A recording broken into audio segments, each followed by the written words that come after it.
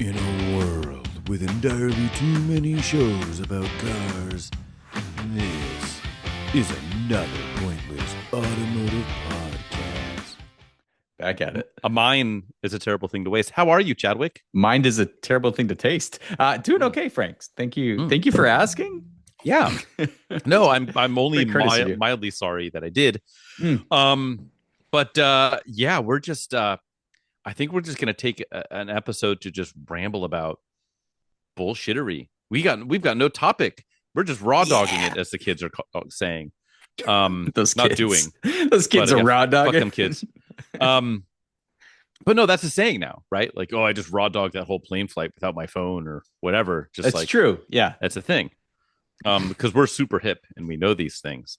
And raw dogging the act has been there for a while, I believe. I mean, we would have as long propagated as- such a culture. it's a very chicken or egg thing, right? Like what came first? Is it? No pun intended. Oh. Because how does evolution work? Was it like I didn't know we were going this unscripted. This is where we're going. Let's fucking go. but like at one point was it like where do you draw the line in the sand where like, okay, this is like Australopithecus or Homo erectus or whatever, to just like a technical Homo sapien like current person? At what point was like the Homo sapien raw dogging, so to speak, a less lower evolved on obviously I know it's not that. At what point did someone raw dog a monkey is effectively what I'm getting at. Someone was more monkey than the other. Yeah. I've taken a fair amount of science classes. But that we're going in a different direction. I've definitely had sex with some gibbons. I prefer apes over monkeys because they're closer to humans. But no, man, like there's DNA traces that you can look at and find the difference between Australopithecus and Neanderthals and Sure. But yeah, at some point that water probably got a little muddy, and there's definitely some mixing of the bodily fluids, and it was definitely raw. There was no glove, no love rules back then, my friend. Yeah, that's just what you did. But like, I wonder, because I've got this working theory. Yeah, how's that coming along? That not well. But my working theory is that really for almost all of, let's just say, actual like humanity. Sure. Homo sapien sapien. Homo sapien sapien. That we're all about as smart and fucking stupid as we've all ever been, right? Like we like to think like now we're like, oh, we're modern, and because I've got a phone in my pocket and because I went to a school, I'm just like, we're smarter today than people were in the Middle Ages or in 10,000 years ago, whatever. No, we're just as stupid and just as smart through this whole time. It's just like now we have phones and central heating and air, versus when people were making pyramids and we still can't figure out how they did that shit. Or magnets, ICP. Yeah, exactly. Good questions. Yeah, they're raising some real ones. And I you know what? I don't want to talk to a scientist. Y'all motherfuckers lying, making me pissed. But no, like we're all like it, and so this is my working theory, and I don't know how we got here already in this directionless listing episode of the pod. No, but it makes it, this is a conversation I'll entertain because I think for me personally, I always strive to learn new things. I've always been driven by learning new things, and I push myself to learn new things. But I think you strike upon a really good note there. We do have endless information at our fingertips, cell phone in your pocket, example there. What pisses me off is that we don't take advantage of that, right? We instead reach for ChatGPT because we can't write a fucking decent paragraph anymore. And that really frustrates me beyond all reason. But the fact that we're not advancing ourselves, even though this information is so much easier to find. Research back in the day meant, interlibrary book loans. Hit up some microfiche. Yeah, yes. Standing at the old microfiche machine. But like honestly, the amount of effort you put in now to extract any information is easier than it's ever been. It's all right there. There's no really room for debate anymore, which kind of sucks, maybe because that takes away our effort to think. Because back in the day, you'd have a debate with a friend, right? Like he'd Mm-hmm. say some shit that seems too far fetched. There's You no would fucking way. you would check that shit, and then it would be a conversation, right? Mm-hmm. Like where you'd arrive at an answer or Yeah. not, and it was still the debate was the debate. Now it's right there. Mm-hmm. The answer is right there. Right. Barring false news, fake news. Sorry. Right. Um, But like that's the thing. Like, but then and so like if you go back, let's say 10,000 years ago, mm, you know, you had all kinds of smart assholes that are infinitely smarter than I will ever be, mhm. like coming up with all kinds of crazy shit. But like we dismiss it now because it was like, I don't know, so easy a caveman can do it or whatever. But like, and then also too, you also had fucking cave people drawing dicks on cave walls and giggling and stuff like that. Like, As they should. yeah, like today we are just as smart, if not dumber, and just as stupid as people have been forever. Like it's it's none of this shit is new. And I also have a theory that like if you can conceptualize Mhm. it's been done. Like somebody has done outside of like shit like interdimensional travel, but like, oh yeah, like I wonder if, you know, The I don't Simpsons know. have probably made an episode about it. Is how I Yes. refer to that. Yeah. Yeah, predicting the future. Simpsons did it. Boy, so some real deep thoughts with Jack Handy to kick off the pod here. Cave people aside, Yeah. what's new with you, homie? Anything fun? No, I mean, same shit. Not even cars related necessarily. We're not even getting on the car subject, huh? I do have some I mean, we cars. can. Actually, I do have some car stuff. Oh shit, what you got? So, in Maine, where I just went, my homeland, where I went yes. in my homeland, where I just went on vacation. My buddy, a good buddy of mine, he has a car that I think is very interesting. It's a 2017 or 18. I think it's a 17 Ford Fusion Sport. Are you familiar with that at all? What that thing is? Yeah, that's the slightly smaller turbo V6 all-wheel drive. I think they have like 350 horsepower. Yeah, so it's the twin turbo 6. Yeah, yeah. Like talk about a modern sleeper, because we talk about that a lot, right? Like everything now, if it's a sporty car, it wears it very brashly. And this car doesn't. It really blends in. If you're not looking at the little cues, like the wheels are different, the lip spoiler, some of the body lines are different. It's got like some tweaks to it.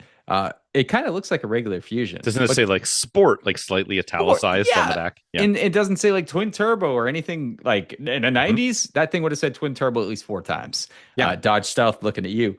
But the Fusion Sports, I think it's like a modern sleeper, and it is quick as fuck, dude. Yeah. It's wildly quick.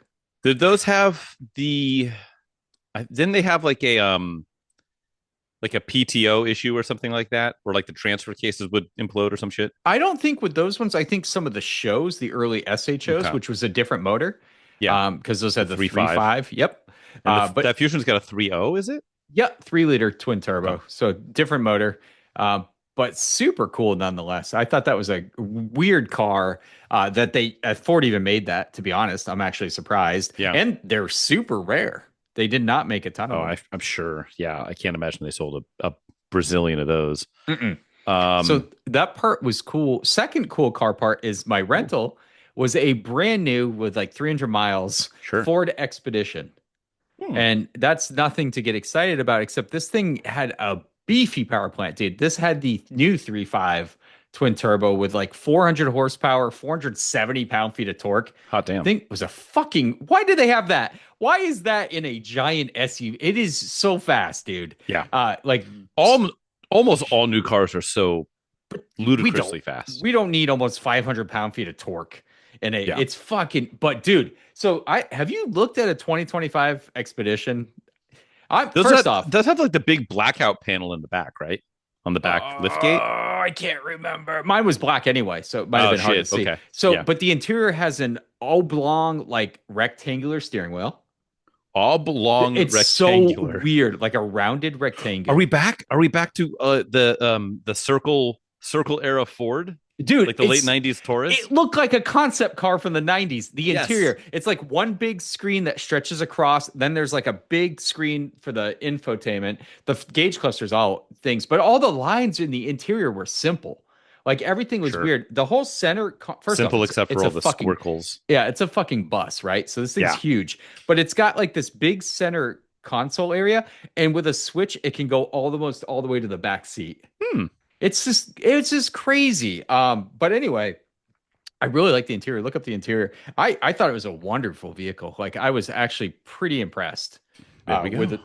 with it overall. So You got gonna to pick one up? experience. No, got it was 75K was the sticker price on that one. So I'll yeah, pass. two cool Give me twin, 10 shit boxes. right? Two cool twin turbo Fords that I got to experience. So, Bitchin'. pretty neat, pretty cool Very stuff. cool. Very different. Well, you mentioned modern Hmm. modern sports cars and stuff being outlandish and loud and brash. Yeah. I could have talked about it last week, but we didn't really get into it. I'm back from Monterey Car Week. Yay! Speaking of brash and loud, I heard there was a Chevy Sprint Turbo taking part in some of the takeovers and sideshows. Was that you? yeah, absolutely. Shutting down intersections and parking lots. Yeah, exactly. Just one wheel peeling, little 12-inch tires. No, so yes, I did have the. I guess just a quick recap, at least some of the stuff and some of my takeaways of it. Not to spend too much time talking about, because there's already a whole bunch of media on that shit. If you want to look into it, people use talking about it afterwards as an excuse to go and expense it and write it off and say, it was a business case. Sure. Exhibit A, you're looking at them. And so, did the Motorlux thing again, had the photo booth down for Wednesday night at Motorlux. Nice. A lot of the same usual suspects.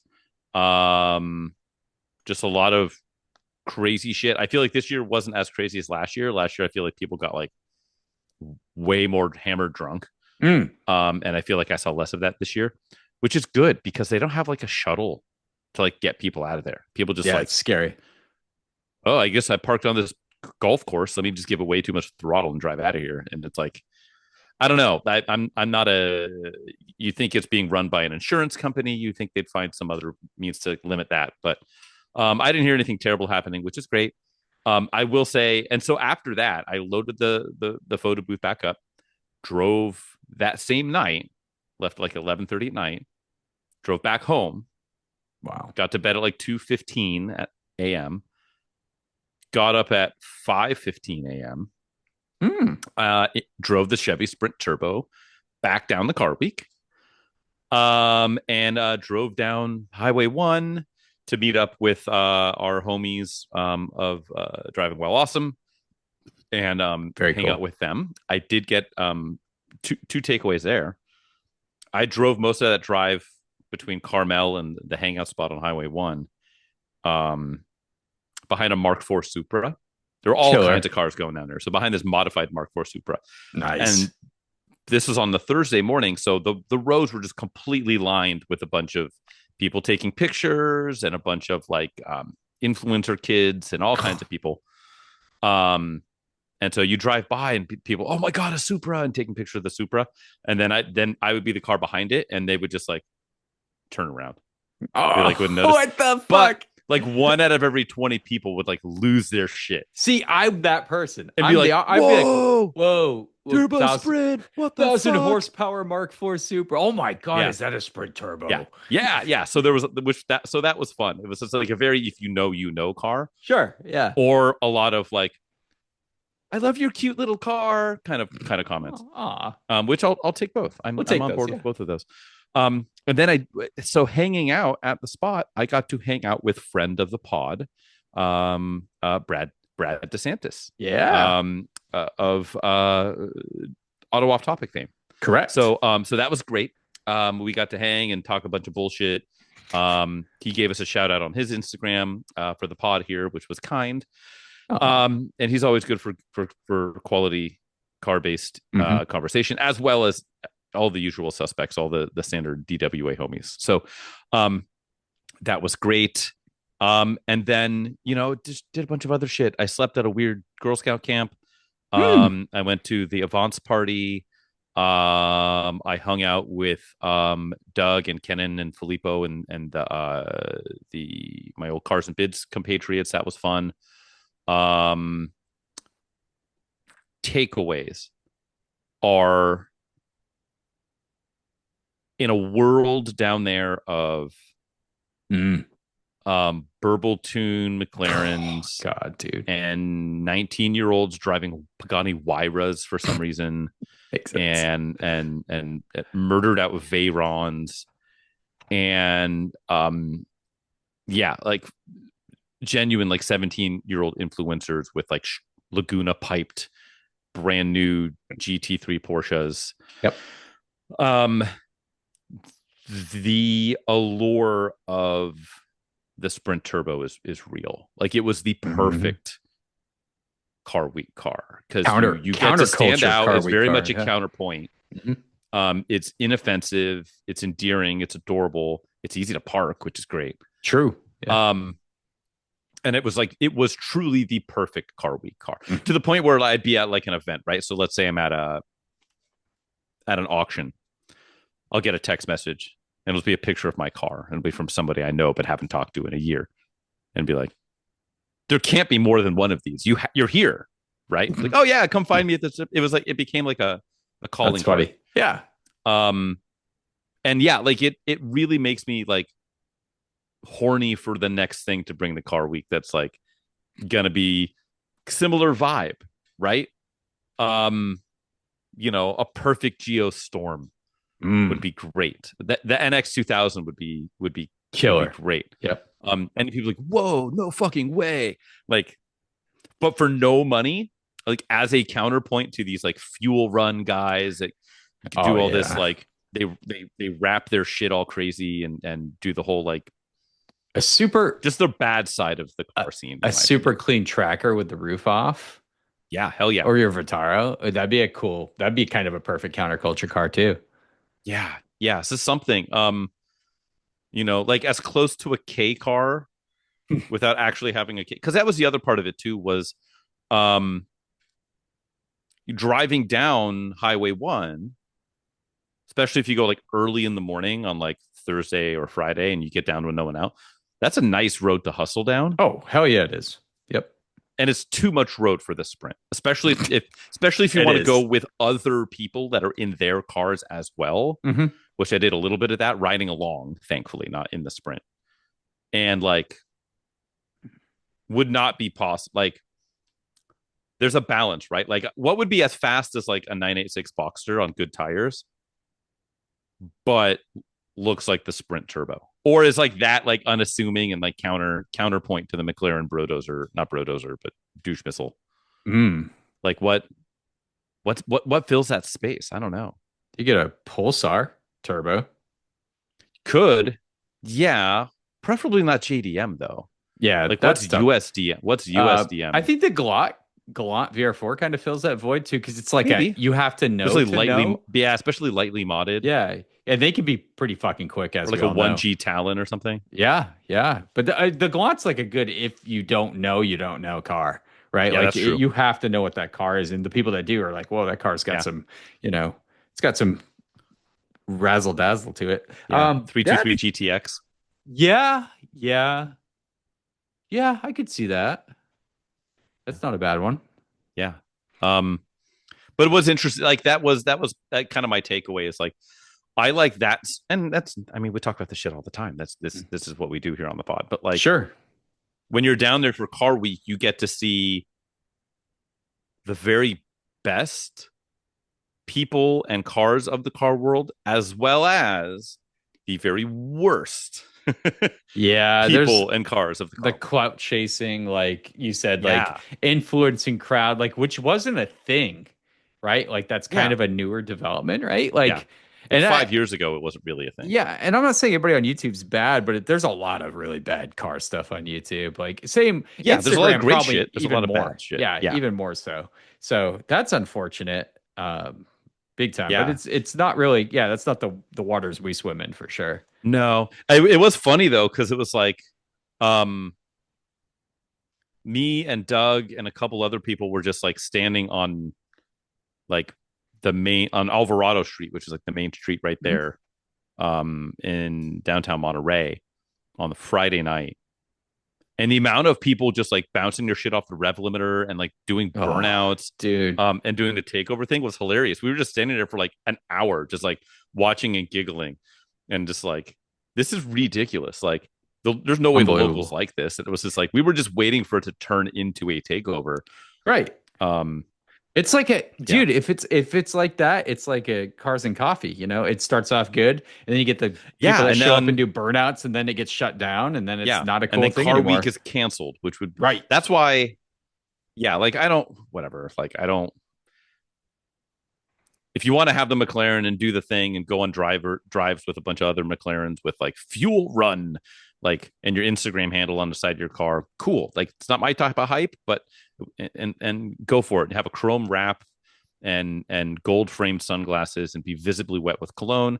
You're welcome to do that. That's Hmm. perfectly fine.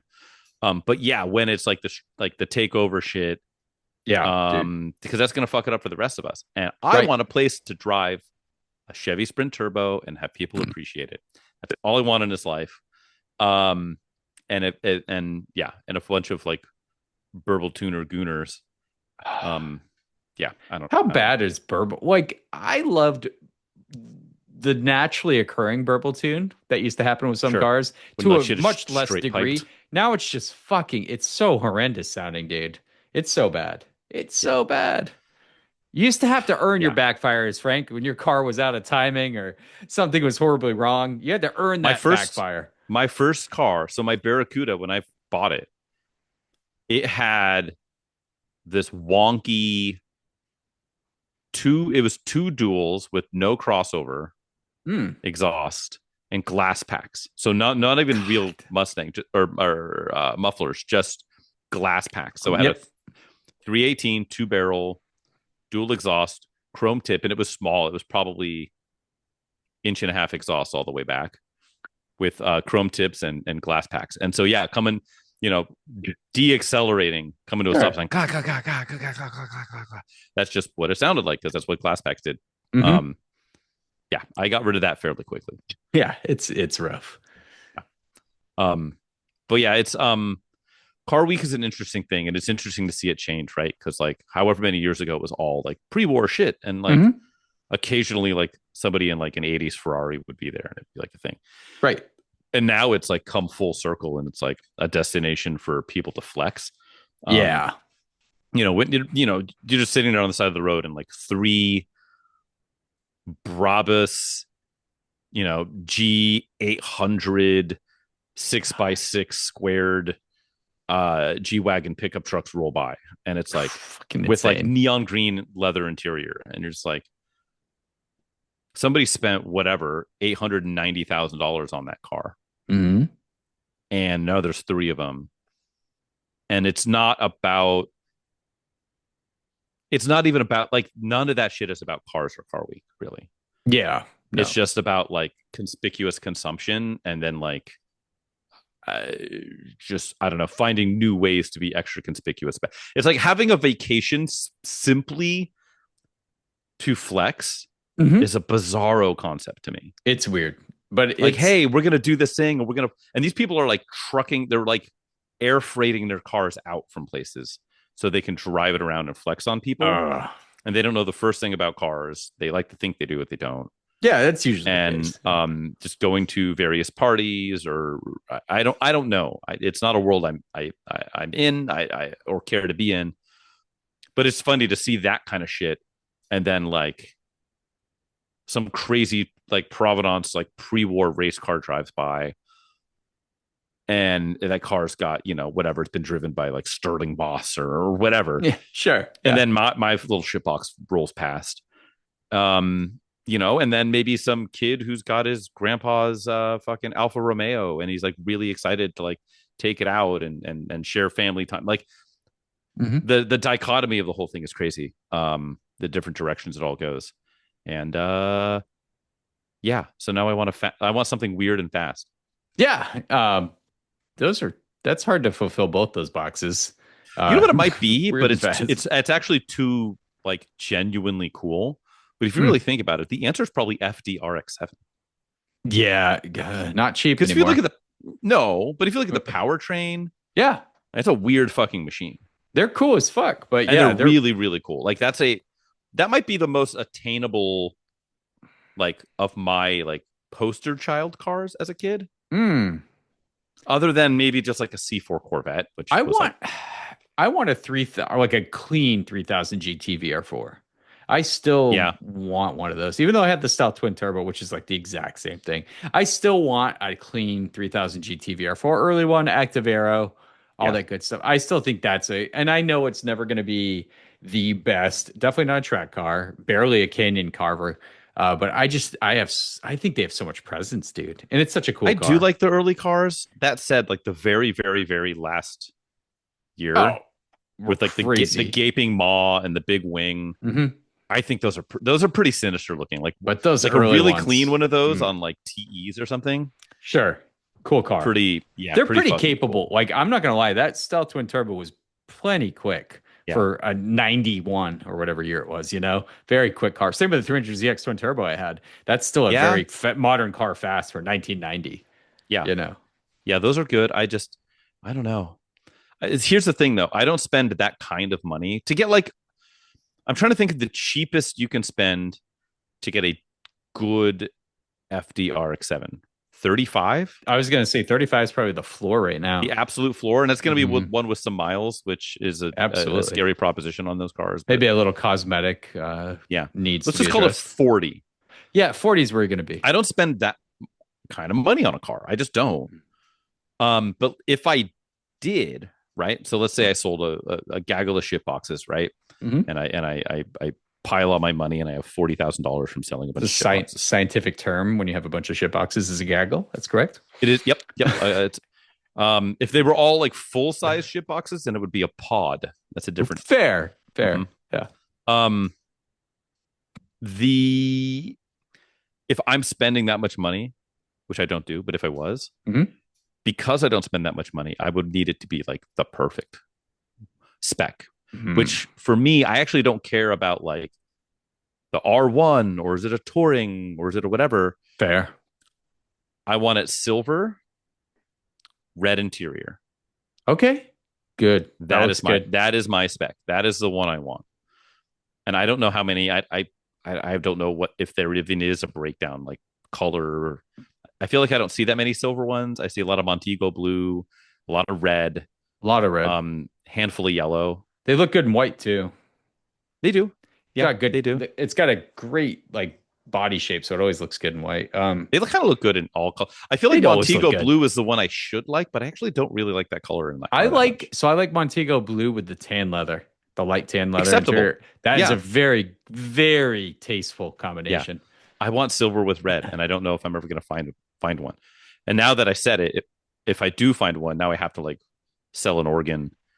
They are, I don't have a fear of working on a rotary or messing around with that kind of stuff. I'm cool with that. And that is a good car though, dude. I think an RX-7 is a cool car. I mean, I would argue I think it's the most beautiful car of the 90s. Ooh. Full stop. And I would say it's up there. I would say it's a top 10 most beautiful car ever made. Maybe top 5. Wow. Like I think it's just an outrageously pretty car. Have you ever seen a 1990 Chevy Corsica? Oh, in my mind, every one of those is that like dark blue with a blue cloth interior or teal, like mine was. Oh, you had a teal one? I had a teal one, dude. Oh shit, 1990, baby. Damn. Yeah. Goddamn. 2.2. 2.2, 92 horsepower. Automatic, yes. Unfortunately. Let's go. Yeah. That's a good question, man. What would I buy? I don't know. I like to buy. See, I tried at one point to get all the hero cars, right? I wanted like the NSX. I skipped the Super because that was already crazy fast. That's the thing. That was like my pinnacle fast poster child car, and they're so beyond unattainable. But the NSX, you could say the exact same thing about the NSX. When I bought mine, I paid what, $35,000 for an NSX, which was the going rate when I bought mine. But now, if someone tells you they bought a $35,000 NSX, you're like, you either rip someone off. It's a salvage, even a salvage title one. It's hard to get one under 70. Yeah, they're right there. They're right there Yeah. with each other. But the 300ZX twin turbo is another bucket list car I wanted to own that. Stealth twin turbo kind of scratched the VR4 uh 3000 GT itch. What else have I owned? E46 M3. That's kind of an icon. Mhm. I don't know. What else is out there? What else is out there? I'll never own a 911. I'll buy a 996 someday, just for shits and giggles. Probably a vert. Yeah, not. I I'm like them. conflicted on 911s because I've driven a bunch in all different flavors, Mhm. and they're all very, very, very good. They're all Mhm. super competent, almost to a fault. Yeah, To where I'm like, I don't know. I don't want to say they don't do anything for me because they're all great cars, they but are like, great and if they cars. were way cheaper, like on Mhm. paper, right? If let's say you took a 997 Carrera and you're like, actually, you know what? It's actually not a Porsche. It's a Honda product. Yeah, That'd be the craziest fucking holy grail Honda product you're ever made. absolutely right. You're But absolutely right. because it's like Porsche and they've been making them that forever, and there's the whole Porsche scene and the Porsche Club of America and all of the things and the optional stitching and PTS fervor and Lufka cult and all of the shit that goes along with Porsche, it's just like, But they're great cars, but like I don't know. the problem with They don't the call to me. 996 Carrera is probably the only affordable 911 nowadays. But do you do that, or do you go with the better driving Cayman S for Well, similar money? there's that too, Right? right? Like that's the What do you problem. care about more, Yeah. honestly, or even a 986?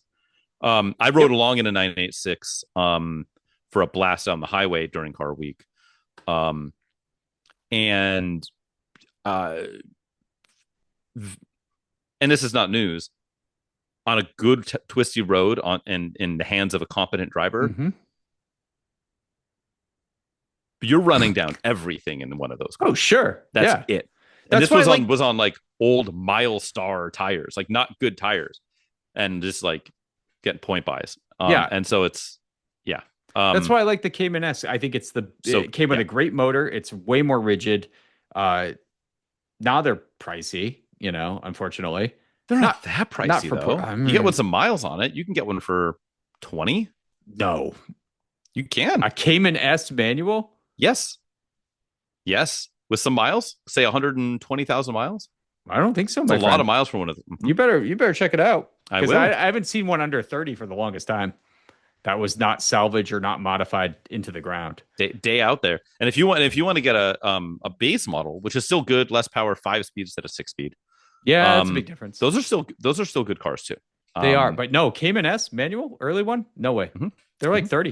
I'm gonna find one. I'm gonna find one, bruh. Yeah. I Bruh. bet you won't. Bruh. No, they It's yeah, a good Caymans are car. great. If I was gonna do 911, it'd be an earlier car. It'd probably be an air cooled car. I'm not air cooled guy necessarily. No, way too much money for what they are. Well, no, right. Again, like if Too I much. you know, uh, spoiler alert, I did not win the lottery last week. Unless I did, and I'm slow playing it. We'll have to find out. Burn slow. But if I did, yeah, like I don't know, I just and all the new 991s and newer, they drive great, but like they're big and like I don't know, I don't. They are huge. Yeah. You know me, I'm like this. I've got this weird vanity thing about like I don't want to be seen in a car that's good. This guy's a car Right? hipster. Yeah, no, for sure, right? Like I just yeah, I don't know. I'd like to have everything before they were cool. Yeah. So yeah, I don't know. Yeah, and Caymans are good. Boxers are great. Mm-hmm. Great cars. Yeah, I don't know. FD.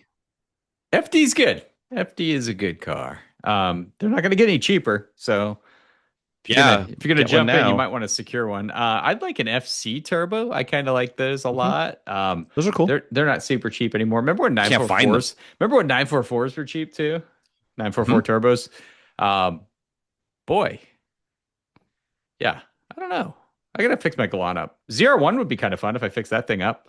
It's kind of silly, kind of silly and fun.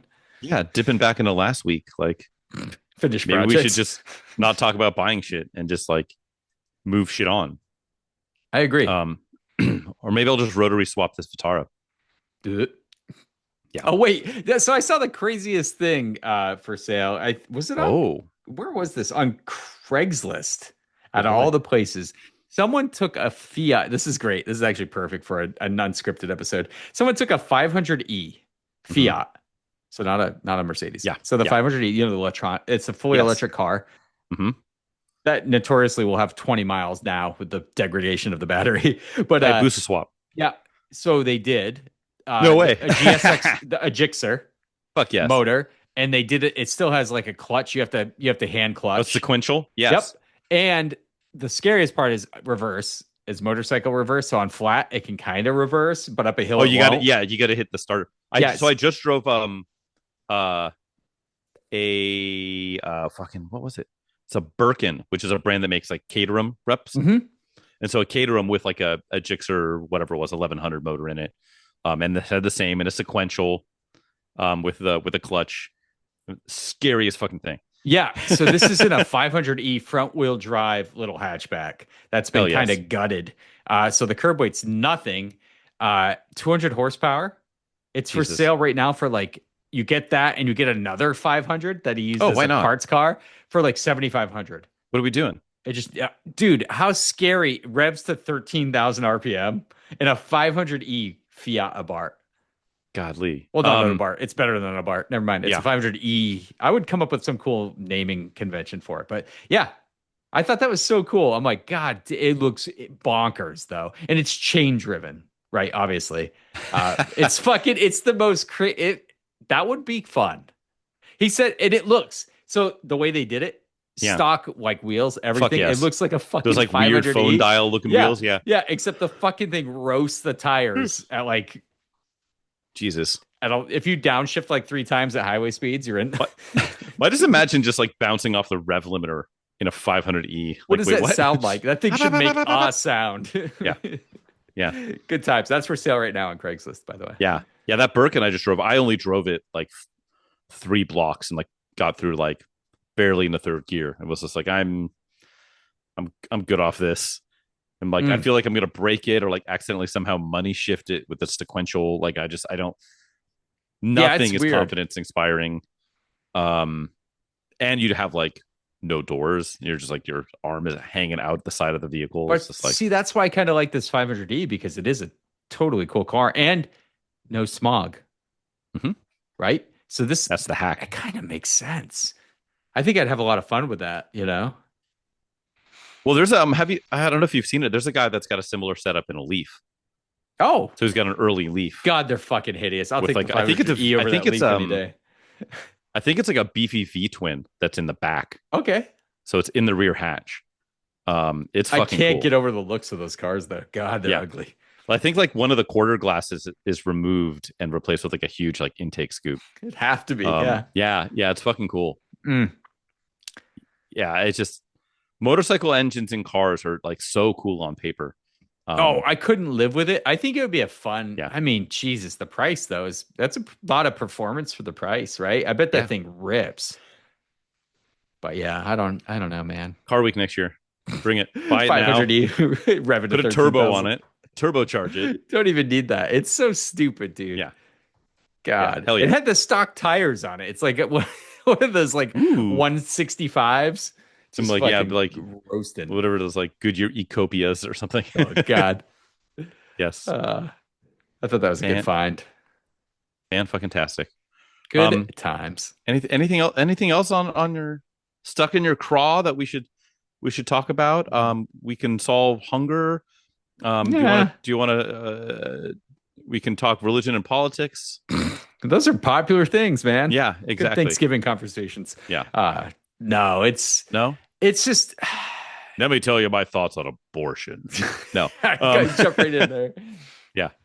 No, it's just I like little kind of hitching our trailer up to last week's episode is just like making an effort to get that time in the garage.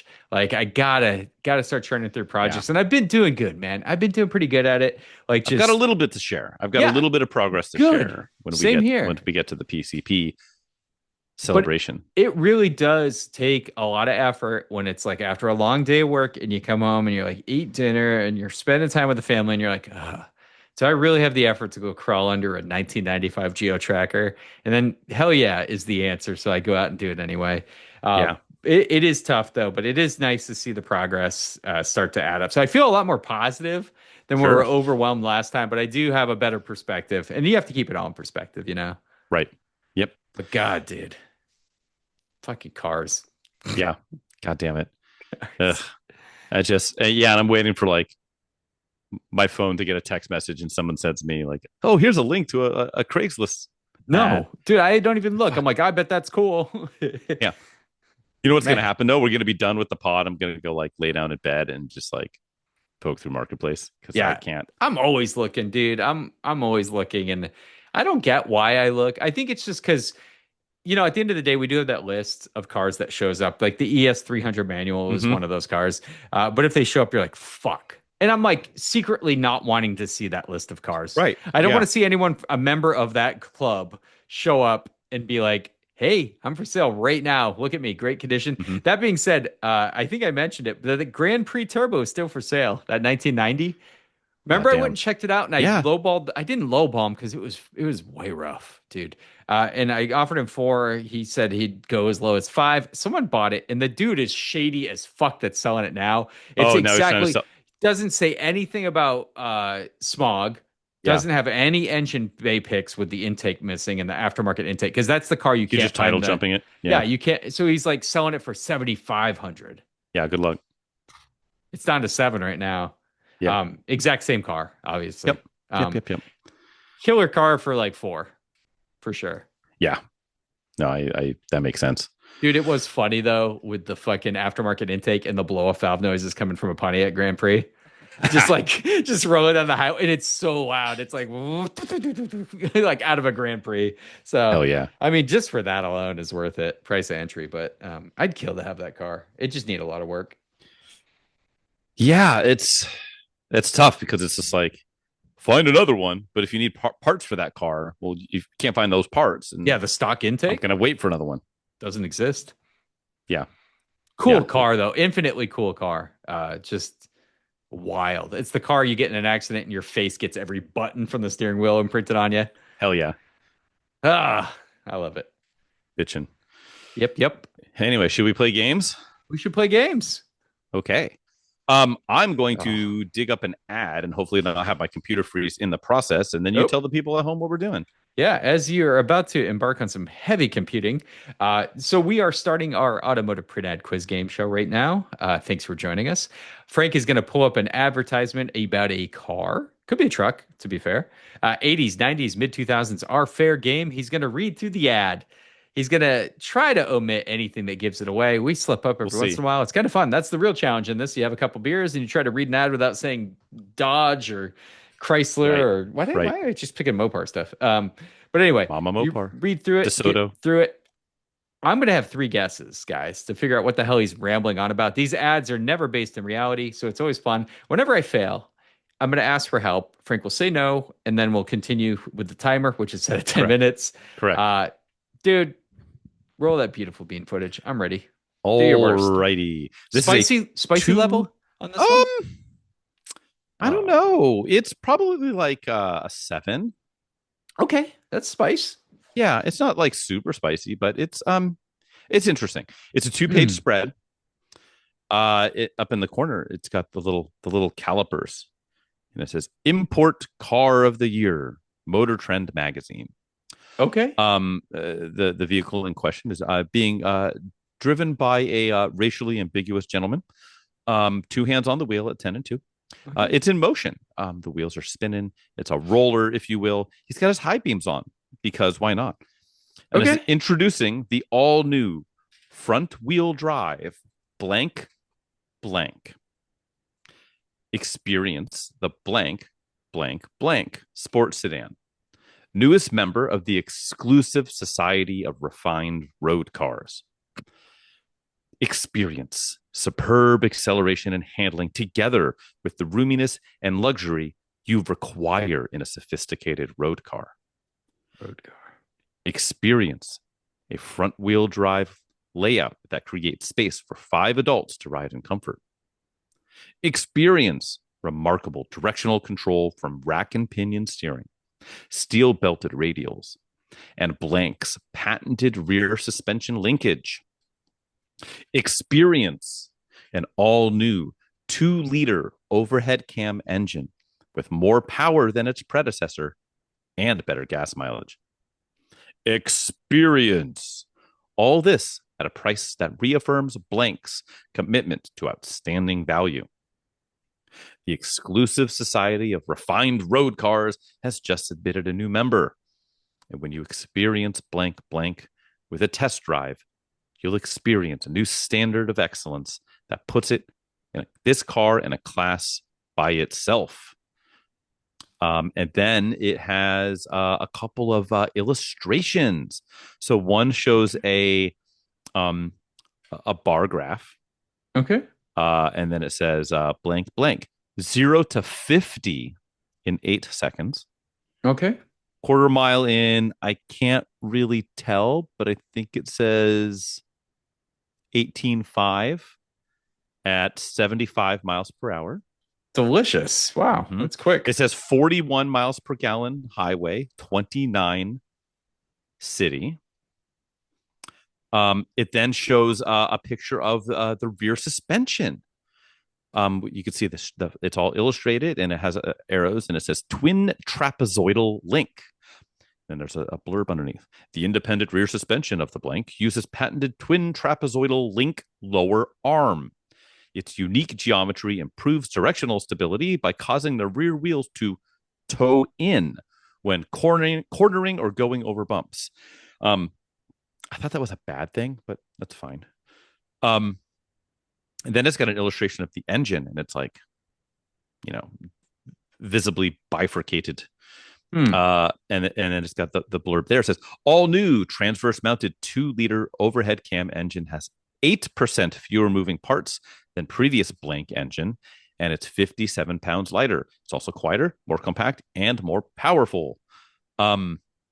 Standard features include 5-speed overdrive transmission, 3-speed automatic is optional, steel belted radial tires, rack and pinion steering, power assisted front disc brakes, front and rear anti-sway bar, 6-way adjustable driver's seat, halogen headlamps, as opposed to incandescent, I guess. Candle. Candle power.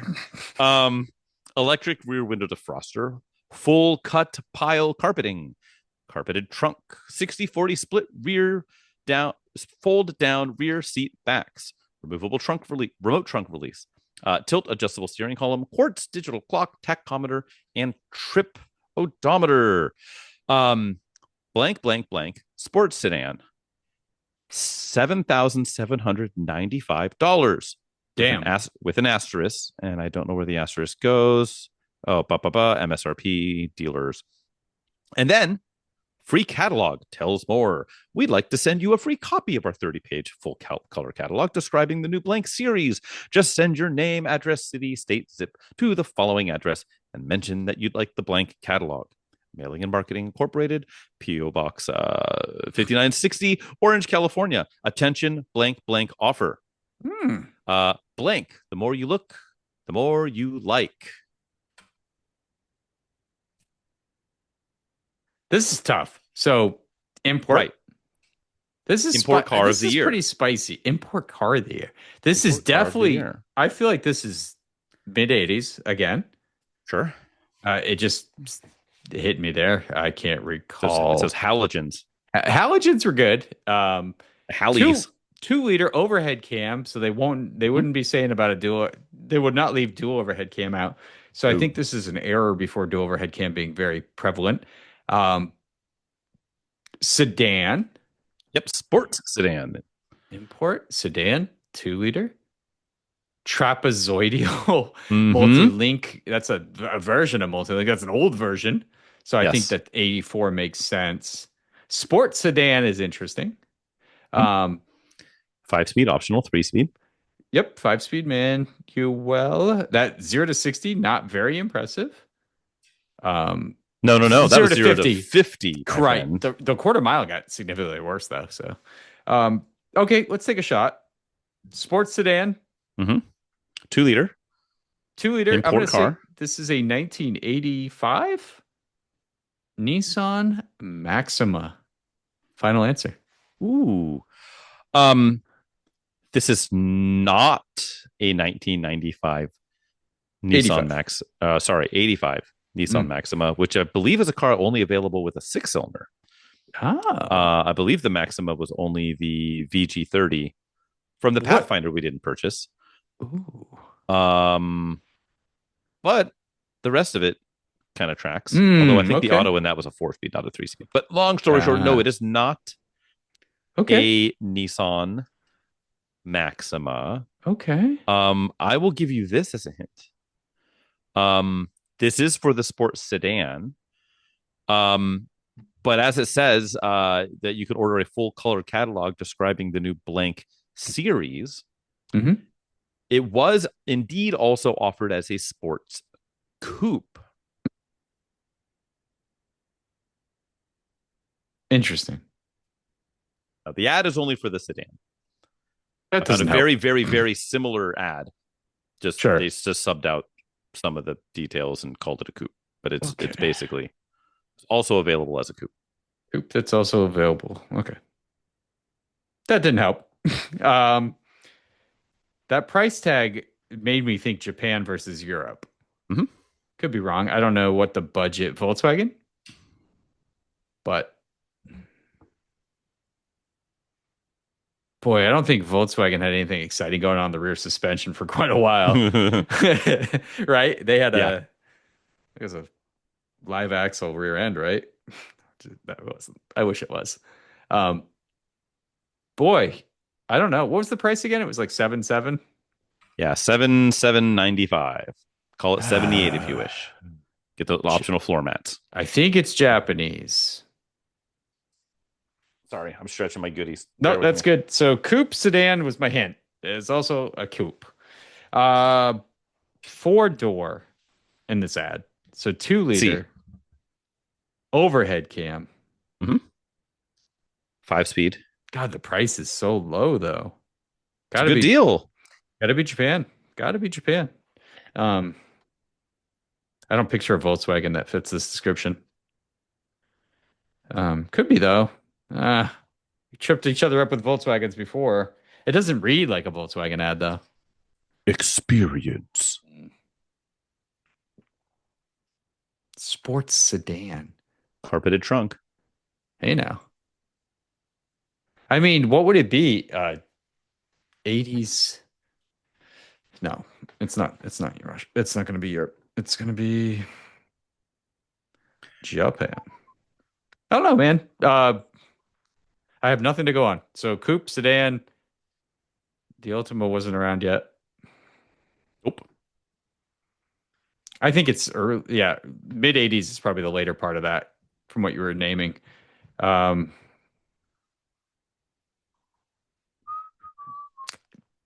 You stumped me, dude. This is way spicier than 7, by the way. Coupe or sedan, 2-liter engine. Trapezoidal rear suspension. Trapezoidal rear suspension.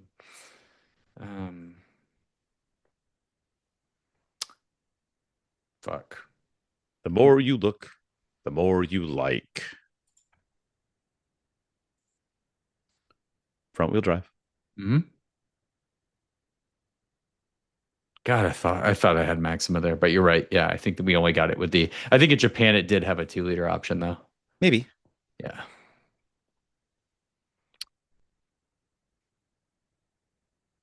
Dude, this is rough. This is gonna be some obscure fucking car they sold 200 units of.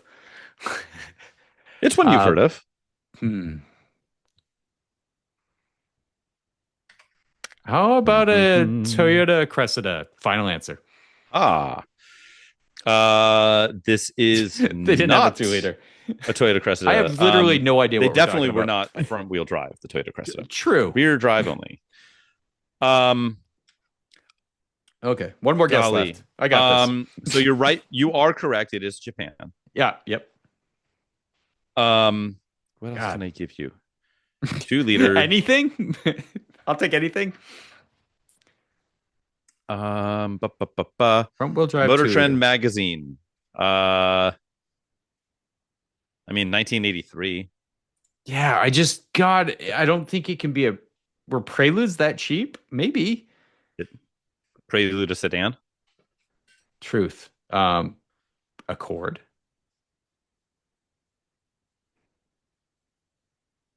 In the prototype Integra. Um,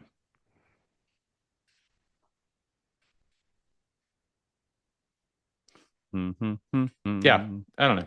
Let's go the Honda Accord final answer. Off no It hits. is. It is not Perfect. Honda Accord. You could not get a Honda Accord Coupe in 1983. Ah, You had to okay. wait until 1986 for the Accord Coupe. This would be the other hint I was going to give you, but it was probably a little bit too heavy-handed. I found an alternative to this ad that said it derived the front suspension off of the Mazda RX-7. Oh. Still nothing. This is the 1983 Mazda 626. Of course it is. Sports sedan. That would have been my 20th guess. Yes. Good one. These are actually good. Have you never driven a 66?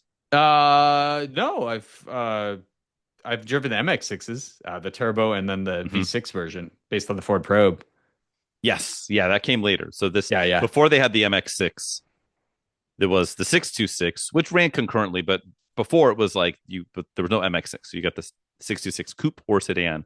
And I think you can get a coupe until like 87, something like that.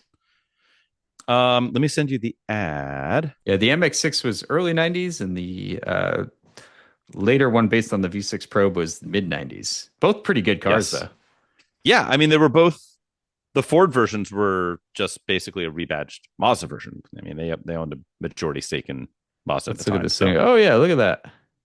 Yeah, front wheel drive. Mazda 626. Yeah, I had that one. I had a buddy in high school who had the generation after this, so a little bit more kind of roundy, a little tighter. I think it was an 88 626. Black, gray interior, 5-speed.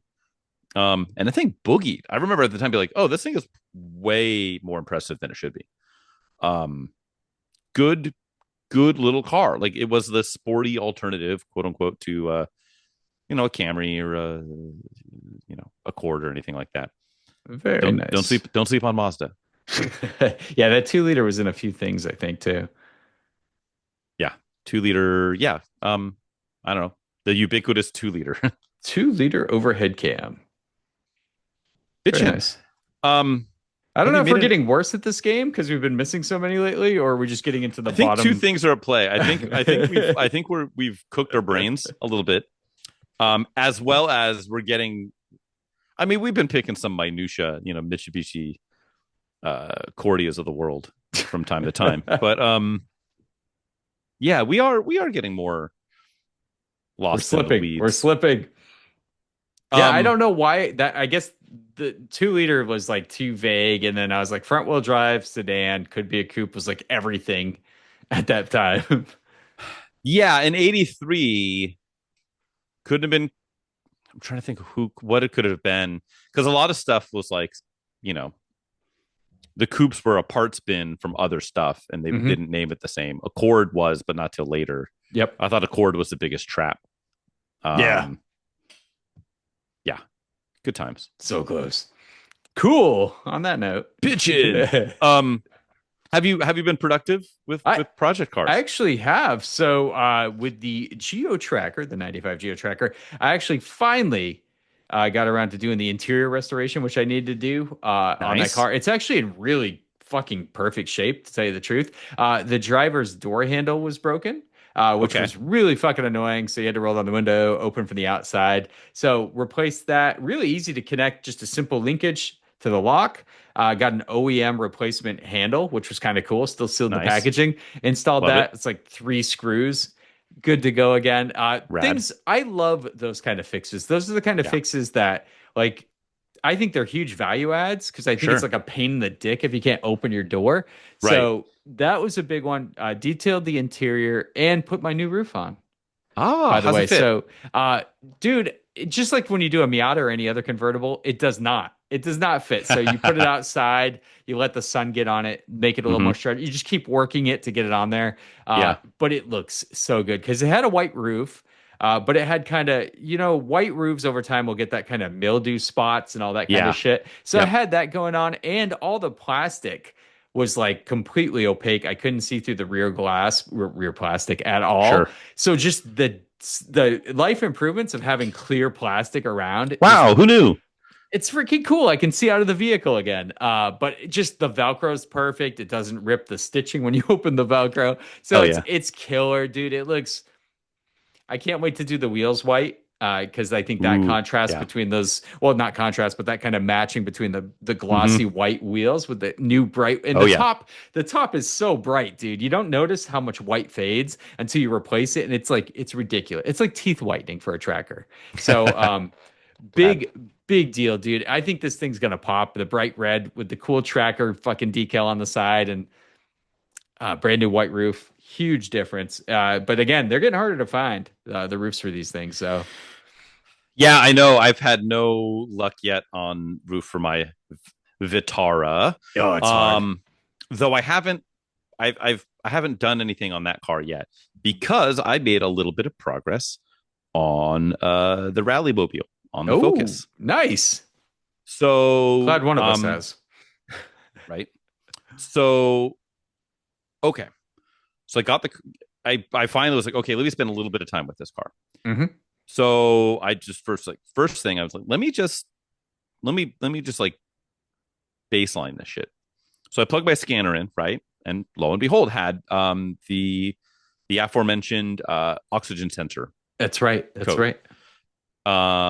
sitting there, stored code. But then it also had a pending P0420, which is catalytic Catalyst converter inefficiency.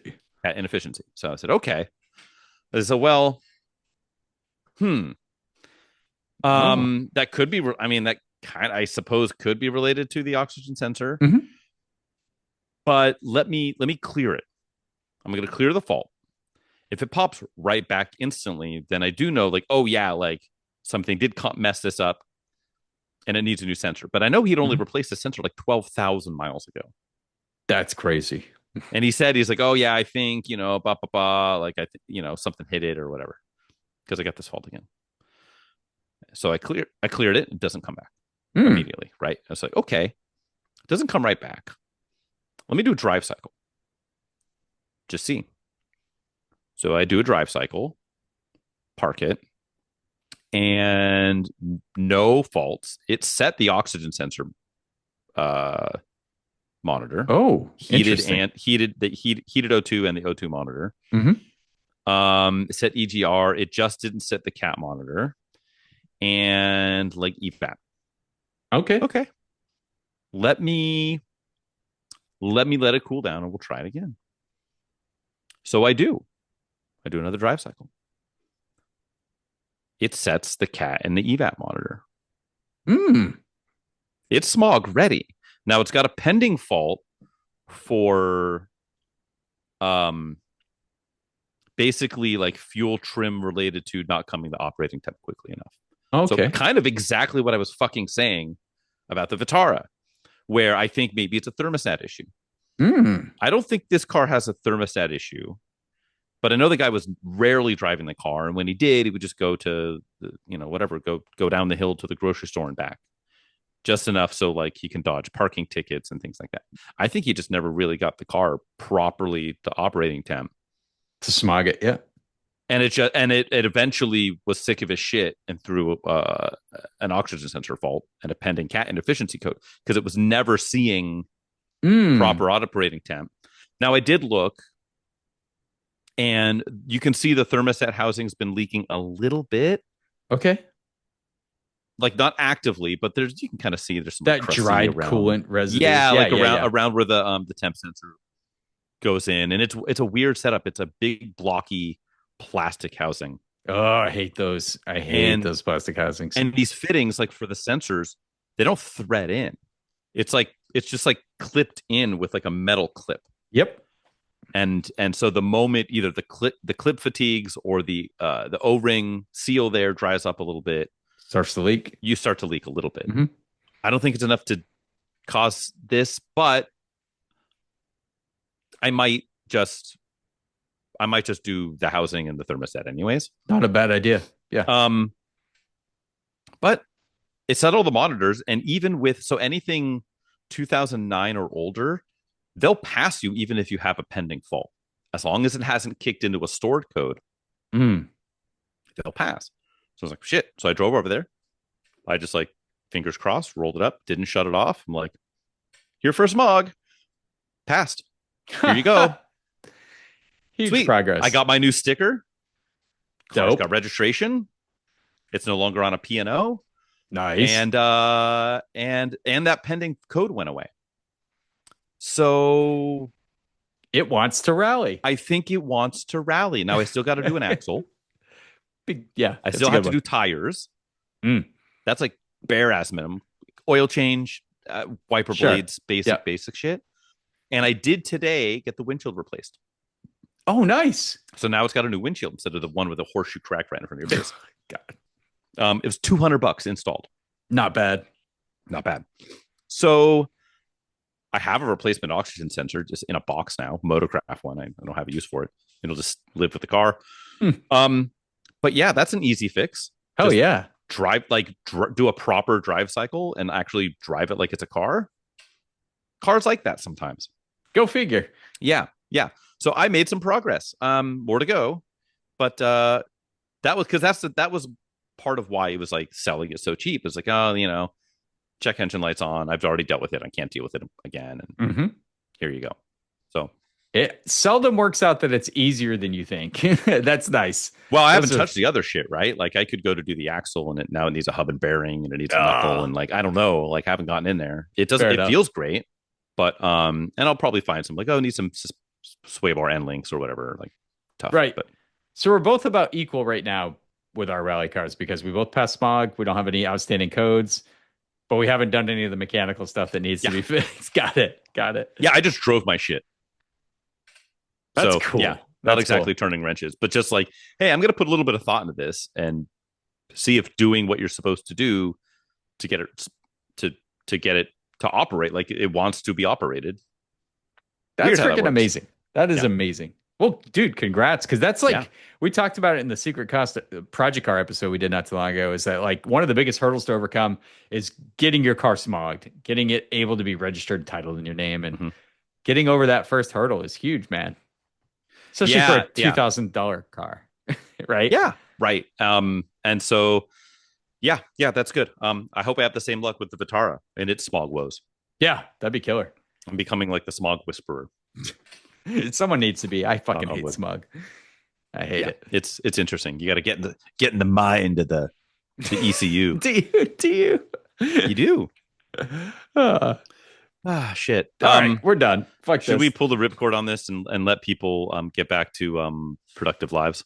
We should, guys. Thanks again for listening in, and gals. This has been, I just loosely use the term, and non-binary friends. Yeah, we're still on the fence about that one. I'm not. I'm not. Bring it. Okay, yes, we want you. Join our club. Also to include lizard people, androids, and Yetis. We are huge in the AI community. We are, we're going to be replaced eventually by AI anyway, so but just not a matter Grok. of time. No, not the Mecha Hitler. That guy doesn't listen to us. Son of a bitch. Yeah, we don't know. I guess we don't know that, right? Like it might be. I don't know. Anyways, I don't know, man. I haven't heard his feedback about the pod yet, so hopefully he reaches out. Yeah, we should. What would happen if we asked any of these like chatbots like its opinion on our podcast? Like, what would it say? If we have an AI, yeah, we could. I bet someone's done that. Someone's definitely an AI guest. Yes, if you're a listener, please, and you've got a subscription to any AI of your choice, let us know what how it throws shade at us. That would be lovely. It's a slippery slope. But anyway, thanks guys for joining us. Another Pointless Automotive podcast, APA podcast for those in the know. Check us out on our definitely abandoned Instagram page. We also are on YouTube. So if you're not watching us, watch us. Obviously, continue to listen on your favorite podcast service, but on YouTube, we do put every single episode. You can see our fucking smiling faces, or well, not our grimacing fucking faces. smiling faces. Yeah, you know. After Dark that's episode. the only fans. Yeah, after dark episode for sure. But definitely check it out, guys. If you want to follow my personal endeavors, the Auto Obscure Garage for all your rescues, restorations, and reviews. Tune in for tracker content in 2025. Yeah, track. That scene where they zoom in on Paul Rudd, he like looks up with the microphone is priceless. Tracker watch. But yeah, please check that out. Frank, where can the good folks follow your personal endeavors on the socials? Medias. Peering through my bedroom window is one method. Although I would prefer mostly on like Instagram, occasionally YouTube bullshit. That's just at the photographer's garage, taking pictures of cars. It's a good time, and this has been a great time. So yeah, if you want to follow us, we're big on word of mouth. So go put our words in your mouth and tell it to other people. And hopefully they don't strike you immediately. Yeah. That's all. That's all I've got. All right. Cool. Stay safe. Take care of each other. Love you guys. Bye. Bye. Or don't. You don't have to take care of each other. Yeah. Screw each other. Yeah. Well, I mean, that's figuratively and literally. Yeah. Hope. See you later. Bye.